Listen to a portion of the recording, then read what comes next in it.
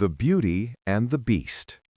A big shout out to Angela for requesting today's story. Make sure you tell us in the comments where you're watching from and which story you would like to see next.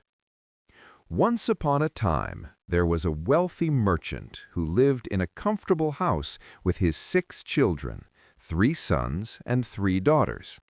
He was a sensible man who spared no expense on their education, hiring the finest teachers to guide each child well. His daughters were all beautiful in their own right, but the youngest was especially striking, which made the elder sisters envious. From the day she was born, everyone admired her, calling her the Little Beauty. As she grew into a radiant young woman, the nickname stuck, and it was by this name that she became known. Naturally, this deepened her older sister's envy. Between them, the older 2 daughters were proud, even accustomed to luxury and admiration. They refused to associate with ordinary townsfolk or the daughters of other merchants. They had decided that they would only entertain proposals from dukes or earls. Every day they went to parties, balls, theater outings, and concerts. By contrast, Beauty found her joy in books. She'd settle down for hours with stories of distant lands or wisdom, and loved to sing or play the harpsichord in her spare time. Suitors were plentiful. Many well-off men offered their hearts to those 2 older sisters, but were turned aside. They wanted only aristocratic matches. Beauty, for her part, politely thanked those who courted her, saying she felt too young to marry and that she preferred to stay with her father a while longer. Then misfortune struck. The merchant lost his fortune. Almost overnight he found himself ruined. All that remained was a modest country house, far from the bustle of the city. With tears in his eyes, he told his children the truth. They would have to go live there and earn their keep. The 2 older sisters reacted in fury. They refused to leave the city. How could they give that up? They expected their lovers would stand by them, but when the money vanished, so did the attention. Their suitors, who had loved them for their beauty and ease, soon abandoned them. Locals mocked their pride and rejoiced in their downfall. Beauty, by contrast, stepped forward with compassion. She would go, she said, no matter how humble their means, she would stay by her father's side and comfort him. She cried for their loss, but resolved that grief would not change their situation. When they arrived at the countryside cottage, life changed drastically. The father and sons worked the land with dedication, while Beauty rose at dawn to clean, cook, and manage the home. Unaccustomed to such labor, she found it exhausting at first, but by the end of 2 months her health grew stronger, even more than before. With chores done, she read books, practiced the harpsichord, sang, or spun wool with gentle industry. Meanwhile, her 2 older sisters frittered away their days. "Oh, I'm so bored. Look at her scrubbing floors. How dull her life must be. Tears won't bring back our fortune.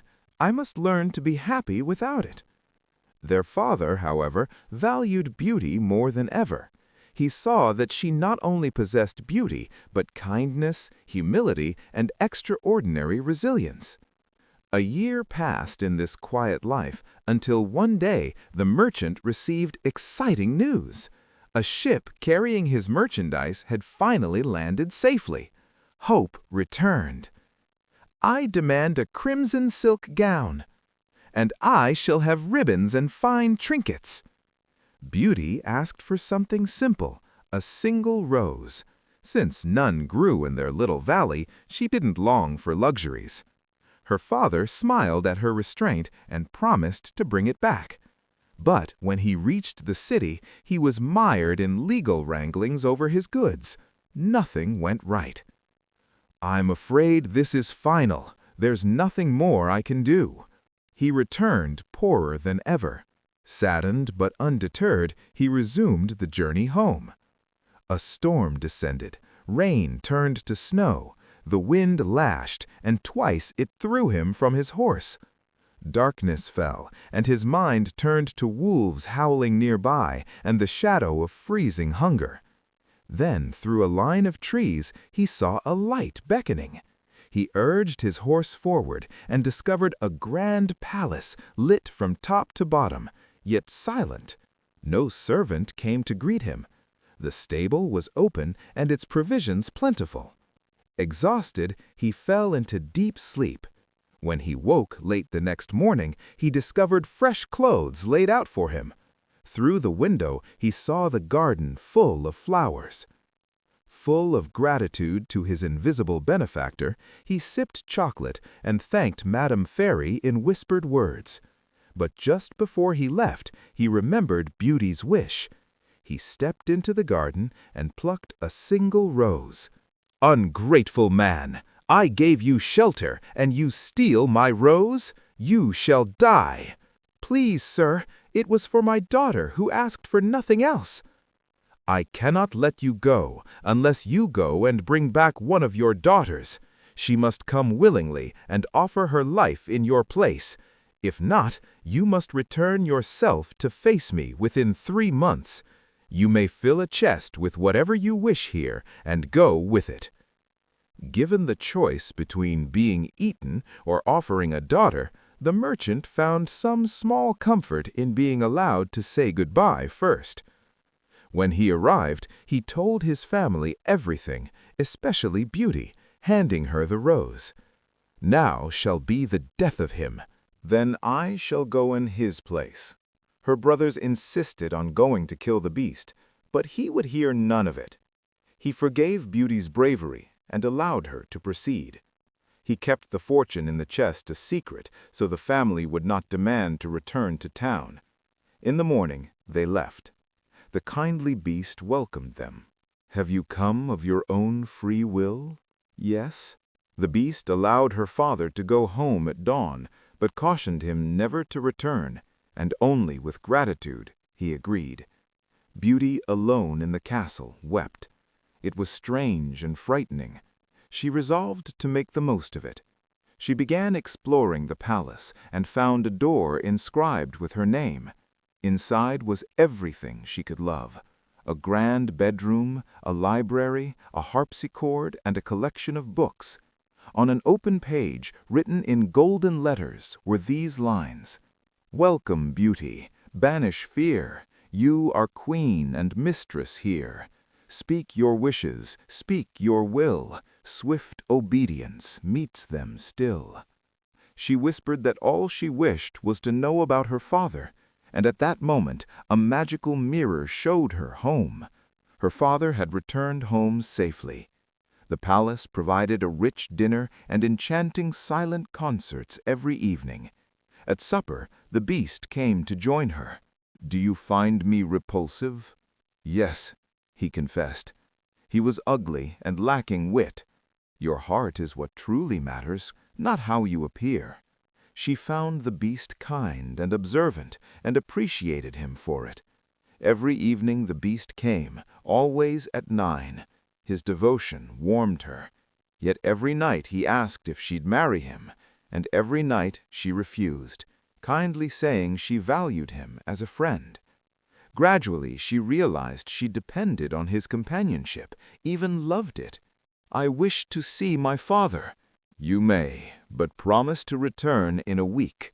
Offering a ring, if she placed it on the bedside table before sleep, she would wake at home, and return the same way. "Father!" "Oh, God!" He found a trunk bursting with beautiful gowns. It had appeared as if by magic. She dressed in the simplest gown. Her sisters arrived, their husbands by their side, and envied her splendor. The eldest's husband was handsome but vain.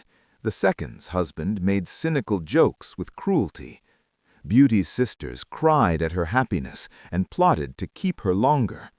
If she breaks her promise and stays longer, perhaps the beast will punish her. Let's wear her down with kindness. And when Beauty prepared to leave, their lamentation moved her to stay yet another week.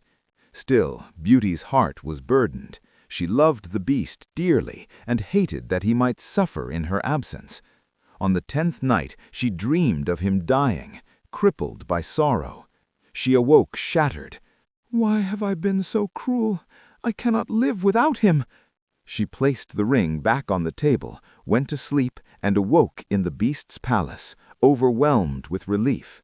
That evening she dressed in her finest gown to greet him. When the clock struck 9, he did not come. Panic rose, and she rushed through the castle, distraught. "Wait! Oh, no!" She came upon the canal in the garden, where she found him faint and bleeding. "Seeing you again lets me die content." "Please do not leave me. I cannot live without you. I wish to be your companion, your wife." Instantly, the palace erupted in radiance. Music, fireworks, shimmering lights drew Beauty's gaze, but she was transfixed by what stood before her. The Beast transformed. No longer monstrous, he stood as a handsome, noble prince. "A bewitched fairy cursed me to appear as a beast, until a woman loved me for my heart and goodness, not my looks. You have broken the spell. Your kindness has broken the spell." At that moment, the fairy of Beauty's dream entered with her father and the entire family, transported magically to the palace. The fairy blessed their union and announced that Beauty would be a great queen without losing her kindness. But to the 2 older sisters, whose envy and pride had no redemption, she pronounced a different fate. Turned into statues outside her sister's palace, to remain as such until they learned to admit their faults. And so Beauty married the prince, and they lived happily for many years. A happiness rooted in love, virtue, and grace, just as all good fairy tales end.